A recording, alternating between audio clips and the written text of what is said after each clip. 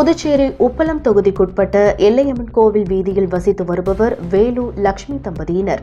இவர்களுக்கு 3 மகன்கள் உள்ளனர். இவர்கள் புதுச்சேரி அஷ்ரப் நடுநிலைப் பள்ளியில் படித்து வருகின்றனர். மதியம் பள்ளியை விட்டு வீட்டிற்கு சகோதரர்களுடன் சென்று கொண்டிருந்தனர். அப்பொழுது பாதசாஹிப் வீதியில் வந்து கொண்டிருக்கும் பொழுது பாதாள சாக்கடையில் சாக்கு மறைத்து வைத்திருந்ததை கவனிக்காமல் சென்ற 1ஆம் வகுப்பு படிக்கும் பிரவீன் என்ற மாணவன் சாக்கடையில் விழுந்துள்ளான். இதனையடுத்து அருகில் இருந்த சகோதரர்கள் மற்றும் தாய் உடனடியாக மீட்டனர். இதனை அறிந்த முன்னாள் சட்டமன்ற உறுப்பினர் அதிமுக மாநில செயலாளர் அன்பழகன் உடனடியாக பொதுப்பணித்துறை அதிகாரிகளுக்கு தகவல் கொடுக்கப்பட்டு சம்பவ இடத்திற்கு வரவழைத்து இதுகுறித்து விசாரித்தார். அதனைத் தொடர்ந்து திமுக சட்டமன்ற உறுப்பினர் அணி பால் கென்னடி நேரில் வந்து பார்வையிட்டார். இதனால் இருவருக்கும் சிறிது நேரம் வாக்குவாதம் ஏற்பட்டது.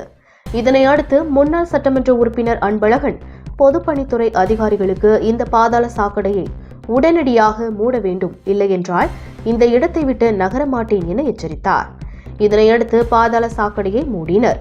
இந்த சம்பவத்தினால் சிறிது நேரம் அப்பகுதியானது பதட்டமாக காணப்பட்டது. பள்ளி மாணவன் பாதாள சாக்கடையில் விழும் சிசிடிவி காட்சி தற்போது வெளியாகி பரபரப்பை ஏற்படுத்தியுள்ளது.